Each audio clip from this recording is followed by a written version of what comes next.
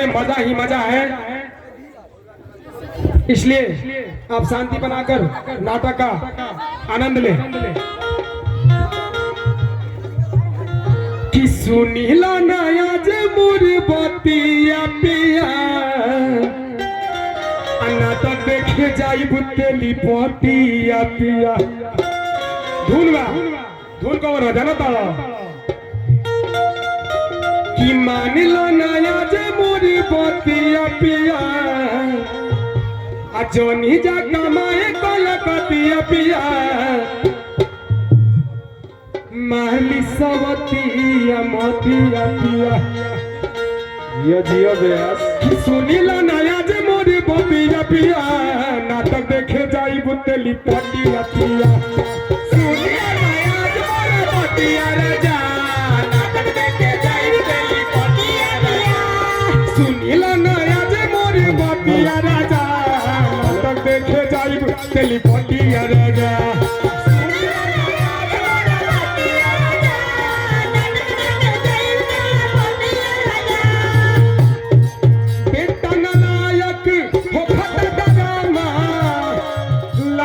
कुर्सिया घटिया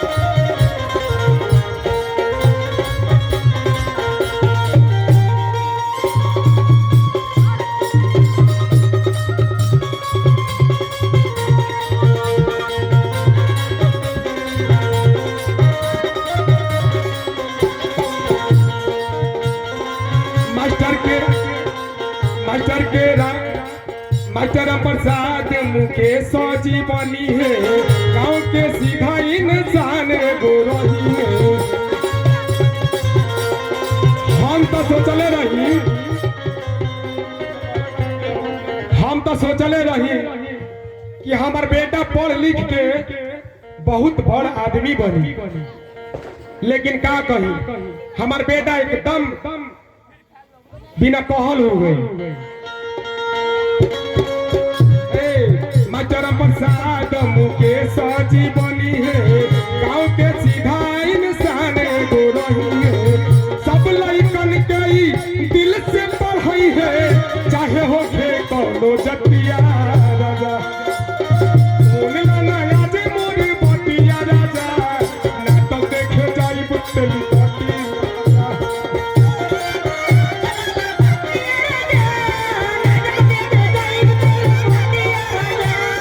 सुनीला नया जे मोर बतिया राजा नाटक देखे जाई बुतेली पतिया राजा।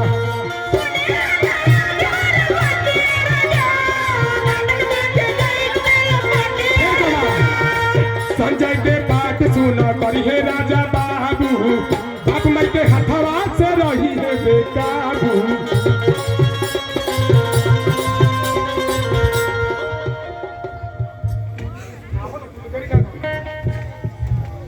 नौकरी खातिर कुछ कर सकीला, हमारा बस नौकरी चाहिए नौकरी।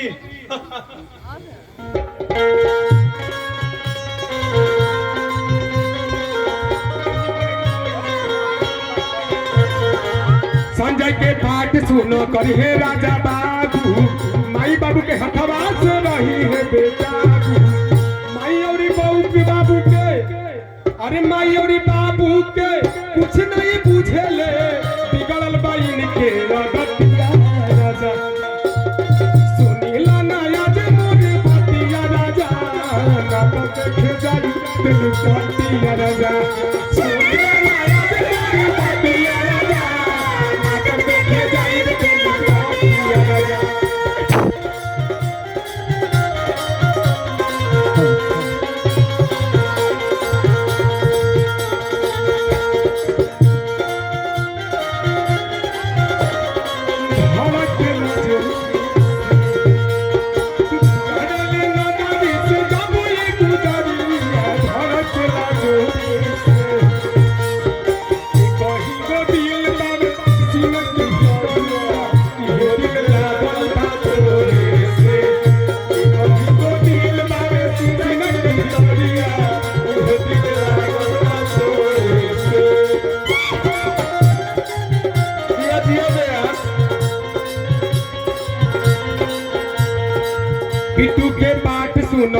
वीडियो जी करी है संजय के ई तो ईमानदार बेटा बनी है।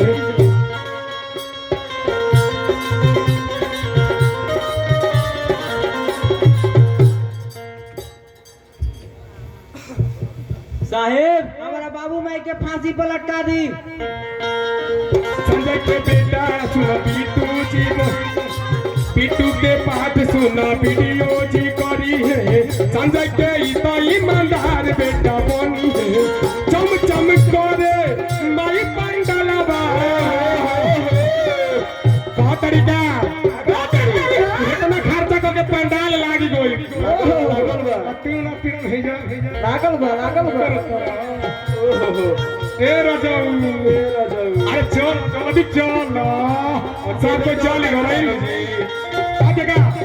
चम चम करे माई पंडलवा करेला बिजुलिया बतिया राजा सुनीला नया जे मोरे बतिया राजा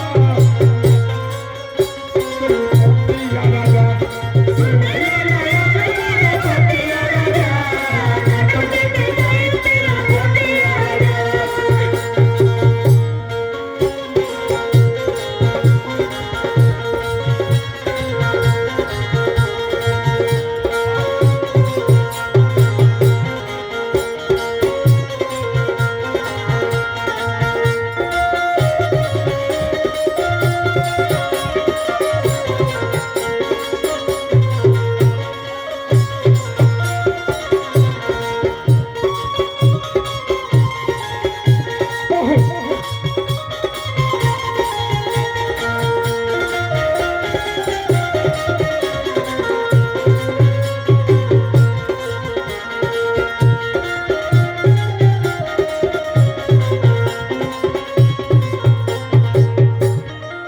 लोचन गोलू लालू खरोचन बनी है नाटक के कॉमेडियन नहीं है दोनों रही है।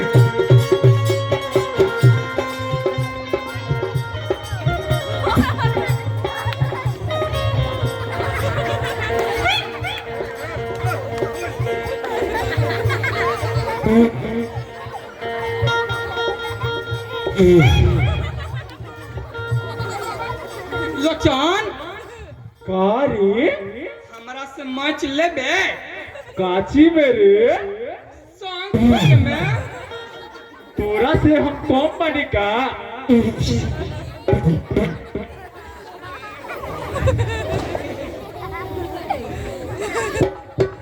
लोचन गोलू लालू खरोचन बनी है नाटक के कॉमेडियन नहीं है दोनों रही है। दीपावली के दिन बा घर घर चले राजा जी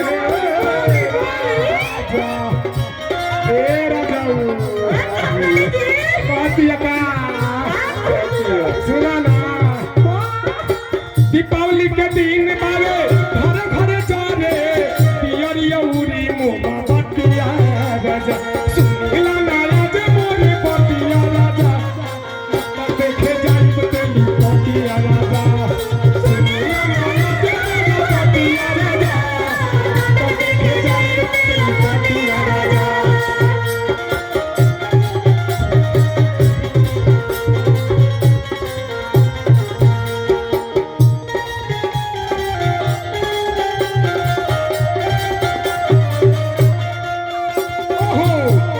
क्या बात है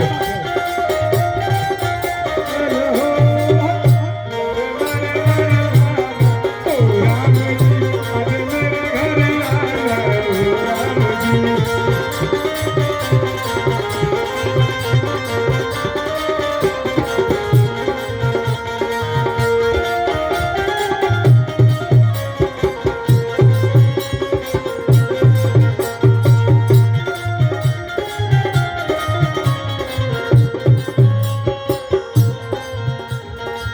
गाँव के भोला सुनी बनी है विकास हो गाँव के सच्चाई तो आदमी हवे खास हो।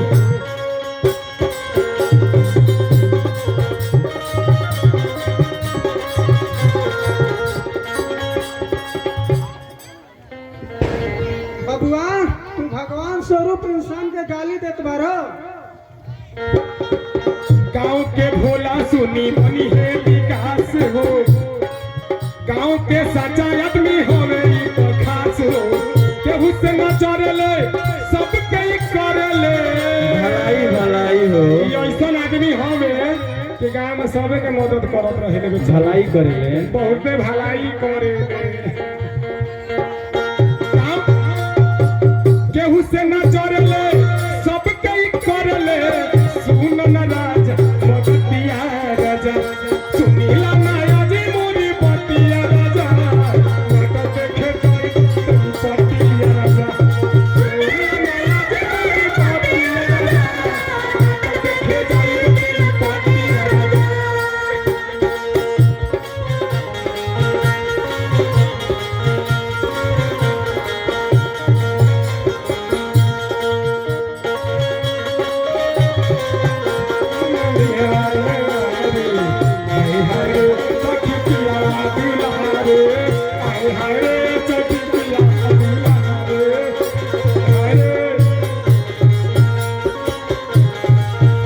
अब आगे सुनिए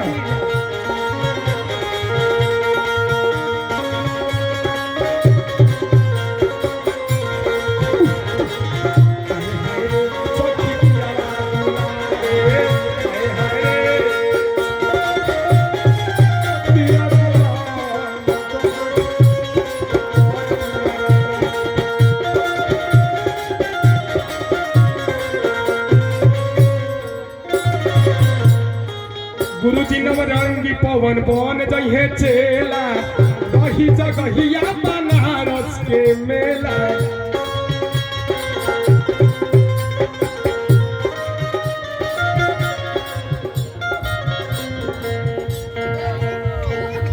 हर महादेव जय शिव शंकर जय शिव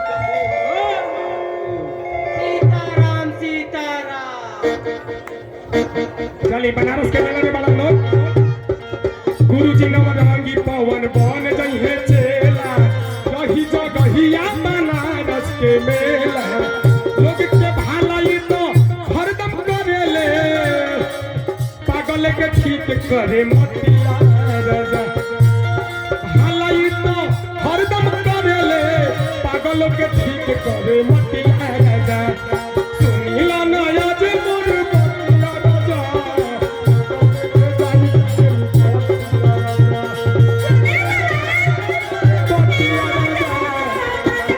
पतिया राजा सुनीला नया जे मोर पतिया राजा तो देखे जाई बतेली पतिया राजा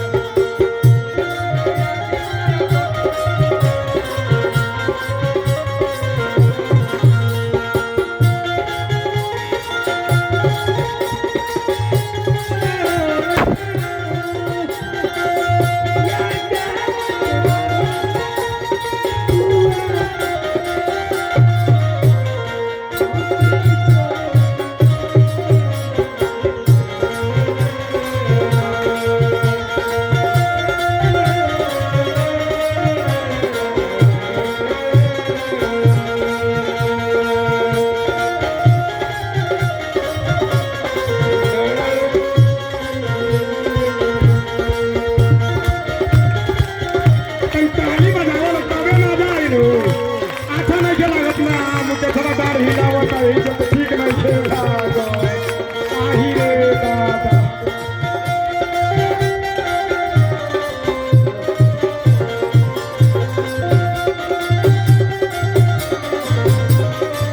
वाला आहे वाला पिया हो पिया के कुछिया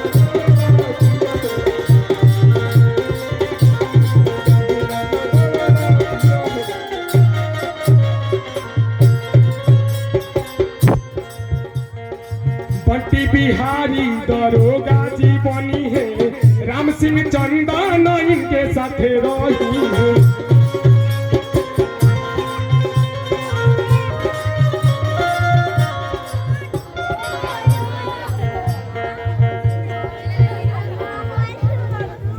राम सिंह लेकिन के पुलिस के पावर दिखाओ तो और वो कनी के इतना मार मारम कि पुलिस के नाम से पैखाना हो जाए पैखाना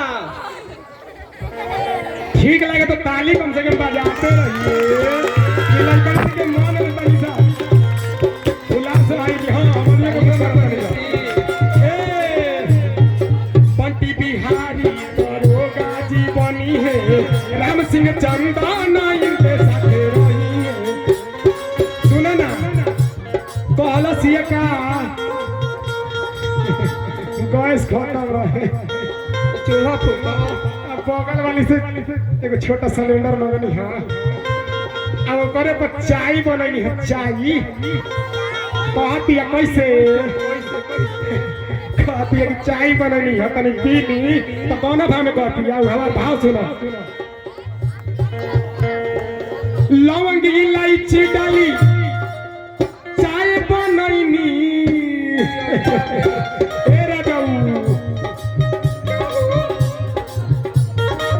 लवंग इलायची डाली चाय बननी ताजा के डाली चाय पतिया राजा नीला ना राज मोर या राजा नाटक देखे चाय बतेली पतिया आई नीला ना राज मोर पतिया राजा नाटक देखे चाय ताली बजाओ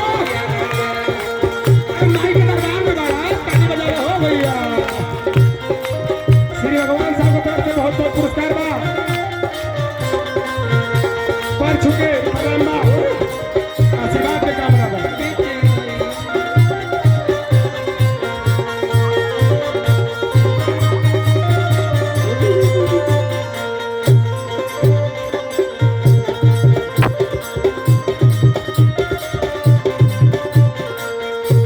एकदम बेचैन भी क्या कहती है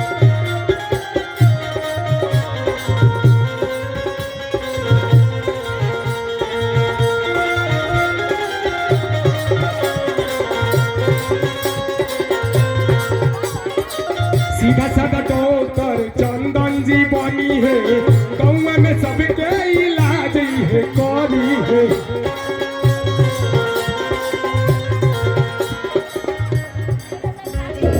शराब पिए से इनकर लीवर खराब हो गई बा।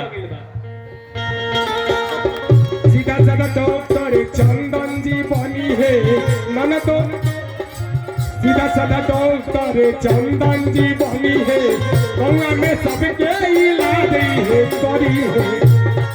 बड़ी भाव में आके कह दिया लास्ट में क्या कह दिया ये भैया चाय तो पिया दिलस बाते बाते में अच्छा ये बड़ा बढ़िया रहे ताजा के चाय पत्ती डलबन पर आवाज बैठत ताजा के चाय पत्ती डलबन तो बड़ा बढ़िया चाय बनेला पता बानू टाटा के चाय ताजा के बानू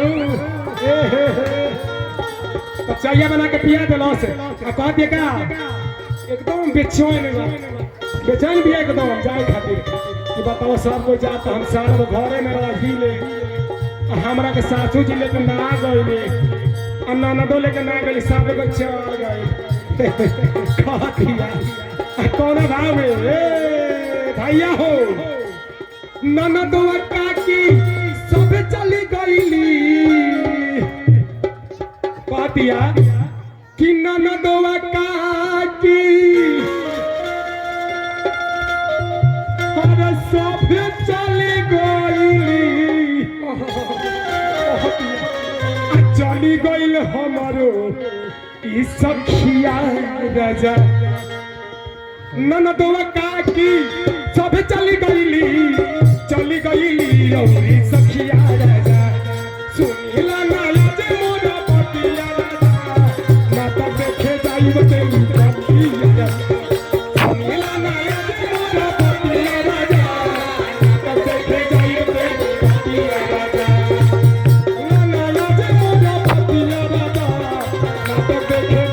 तेरी पतिया राजा